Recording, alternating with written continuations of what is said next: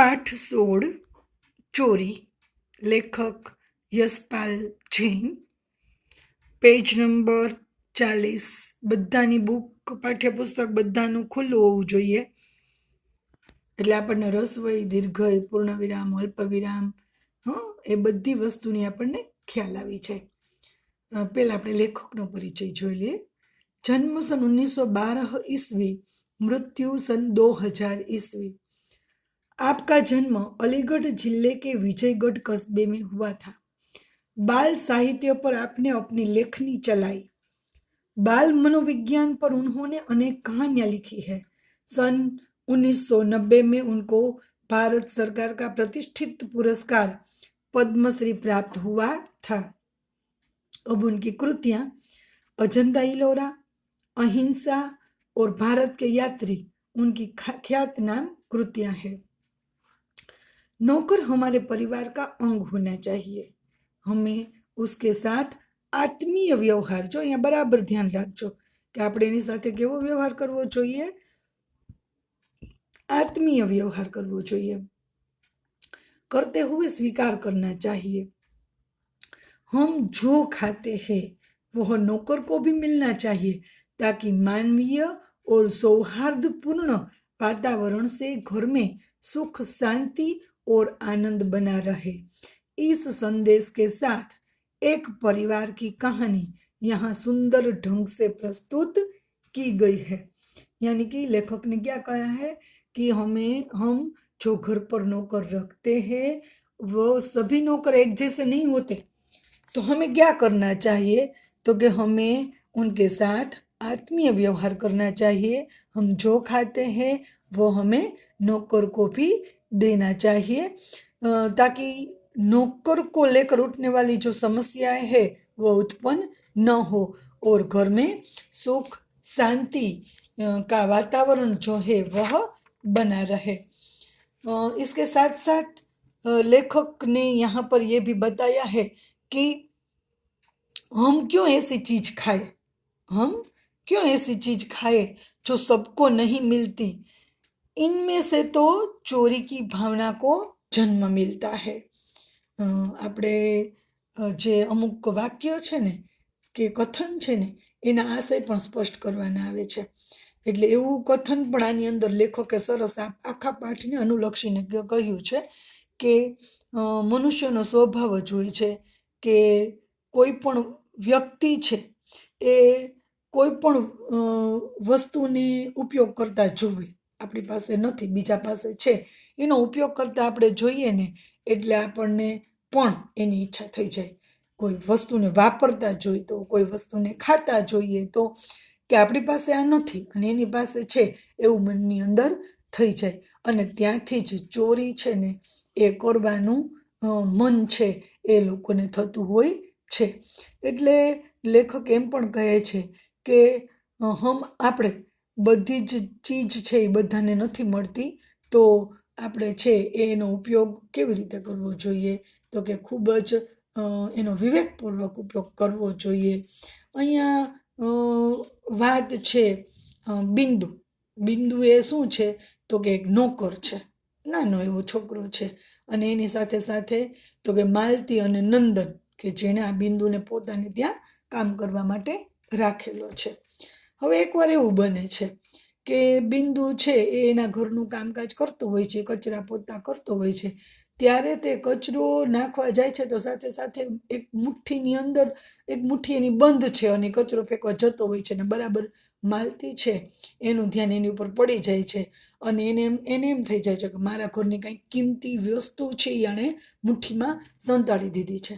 અને પાછું બને છે પણ એવું કે બિંદુ બિંદુ એમ 2-3 વાર બૂમ પાડે છે, એને રોકવાનો પ્રયત્ન કરે છે, પણ બિંદુ ત્યાં ઊભું રહી જવાને બદલે શું કરે છે, એની ચાલ છે એ વધારે તેજ બની જાય છે અને ઝડપથી ચાલવા લાગે છે, એટલે પોતાને ખૂબ ગુસ્સો આવી જાય છે અને પોતે નંદનને બોલાવે છે, અને પોતાના પતિ છે નંદન એને બોલાવે છે, અને એને કહે છે કે જો એ કે આ બિંદુ છે એ હાથમાં મુઠ્ઠીમાં દબાવીને કંઈક લઈ જાય છે, આપણા ઘરમાંથી ચોરી કરી જાય છે, તો આવી રીતે તો એક દિવસ એ ઘણું લઈ જશે કે એકવાર એને જો આદત પડી ગઈ તો પૂરું, નંદન કહે છે કે તું જે રીતે વાત કરસ એવી રીતે વાત ન કરાય, શાંતિથી એની હારે વાત કર.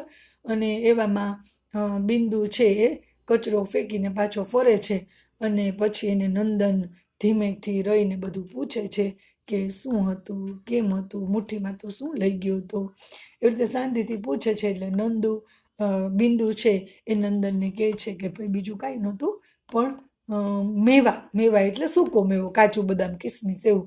તો કે એવું જે નીચે ઘરમાં પડ્યું હતું ને એ આ લોકો રોજ ખાતા હોય અને આને ન મળતું હોય, એટલે એને બિચારાને એમ થયું કે હું ટેસ્ટ કરું કે કેવું છે. એટલે એ પડ્યું હશે તો પોતે પોતાની મુઠ્ઠીમાં દબાવીને લઈ જાય છે.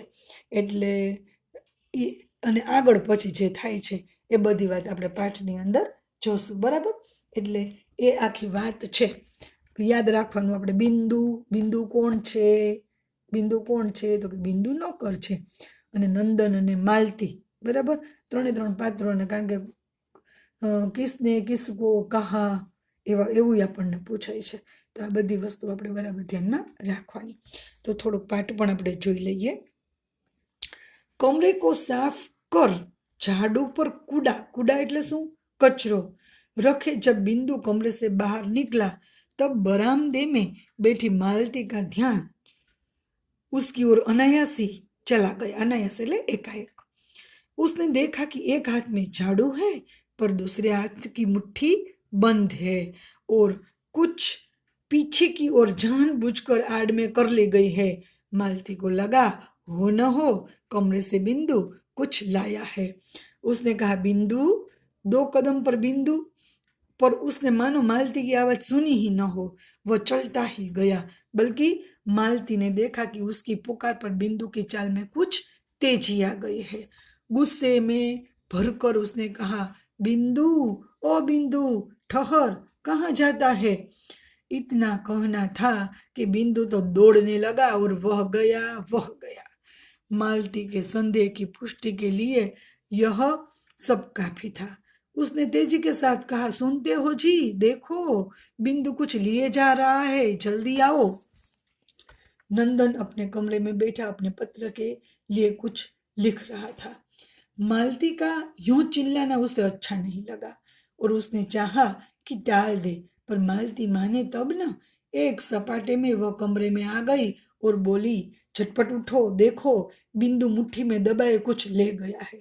नंदन ने कलम एक ओर रख दी और जैसे किसी ने जबरदस्ती पकड़कर उठा लिया हो वह उठा। कमरे से बाहर आया तो देखता क्या है कि बिंदु लौट कर आ रहा है। एक हाथ में झाड़ू है, दूसरा रीता है और नीचे लटका है। उसे देखते ही मालती उबल पड़ी। क्यों रे बिंदु के बच्चे, मैं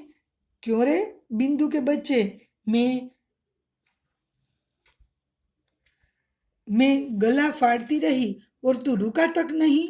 बोल, हाथ में क्या ले गया था? નંદન પોતાનું કામ કરે છે છતાં પણ એને અહીંયાથી ઊભો કરી દે કે ના તમે ચાલો ને ચાલો, જુઓ કે આ કંઈક લઈને ગયો છે. અને નંદનને ગમતું નથી છતાં પણ એ પોતે એની સાથે ઉઠીને જાય છે. પછી બિંદુને પૂછે છે કે ભાઈ તું શું લઈ ગયો તો? કાંઈ લઈ ગયો તો? જોવે છે કે પાછો ફરે છે ત્યારે શું છે, એક હાથમાં ઝાડુ ને દૂસરા રીતા એટલે ખાલી, બીજો હાથ ખાલી છે. ત્યારે બિંદુને માલતી જ પૂછી લે છે, કારણ કે એનાથી જ રહેવાતું નથી કે ભાઈ મેં તને રાડ પાડીને બોલાવું છું તોય તું ઊભો નથી રહેતો અને ચાલ્યો જ ગયો, તો તારા હાથમાં શું લઈ ગયો તો? બોલ। बिंदु का चेहरा फक, बोला कुछ नहीं बीबी जी, झूठा कहीं का। क्यों रे, तेरे हाथ में कुछ नहीं था तो मेरे पुकारने पर फिर तू रुका क्यों नहीं? मालती ने रोषपूर्ण स्वर में पूछा। बिंदु से बोला नहीं जा रहा था, कहे तो क्या कहे। तब नंदन आगे बढ़ा, बोला घबराओ नहीं, सच बताओ कि क्या ले गए थे? सच बाबूजी, मेरे हाथ में झाड़ू थी और कूड़ा था। फिर वही झूठ, मालती ने चिढ़कर कहा, इसे पुलिस में दे दो। लातों के देव कहीं बातों से मानते हैं। इस बेईमान के ऊपर घर छोड़ रखा है तो इसीलिए कि चीज उठा कर ले जाए और ऊपर से झूठ बोले। શું કહ્યું? તો કે ભાઈ આ ખોટું બોલે છે. મેં એને જોયો તો કે એક હાથમાં કચરાની જે હતી સુપડી એ હતું અને બીજા હાથ મુઠ્ઠી બંધ હતી અને એ લઈને જતો હતો. જેવું હું એને બોલાવું છું તો પોતે વધારે તેજીથી ભાગી જાય છે. એટલે કે છે કે આ છે ને લાતો કે દેવ બાતો સે નહીં માનતે. આ આશય આપણને સ્પષ્ટ કરવાનું આવશે. શું? તો કે સમાજની અંદર લાતો કે દેવ બાતો સે નહીં માનતે, તો એમાં આપણે શું લખી શકાય कि समाज में 2 तरह के लोग होते हैं. कुछ लोग प्रेम से कहने पर कोई काम करते हैं तो कुछ लोग लाख समझाने पर भी वह काम नहीं करते. એને જ્યાં સુધી તમે તમાચો ન મારી દો ને ત્યાં સુધી એટલે કે લાતો કે બાતો से नहीं मानते. लेकिन मारने पर या डांटने पर वे उस काम को करने के लिए तैयार हो जाते हैं. ऐसे लोग प्रेम की भाषा नहीं समझते. उनके साथ नरमी का व्यवहार न कर कड़ाई से काम लेना चाहिए. उनके साथ उसी भाषा में व्यवहार करना चाहिए जिस भाषा को वे समझते हैं. तो આપણે જ્યારે આ લખવાનું થાય ત્યારે એની અંદર આપણે આ વસ્તુ બરાબર લખવાની છે. આશય સ્પષ્ટ કરવાનું છે. બોર્ડની પરીક્ષામાં આ આપણને પૂછાય છે. બરાબર? તો એટલું આપણે આજે રાખીશું અને આવતી નેક્સ્ટ પીરિયડમાં આપણે આગળનો પાઠ કરીશું.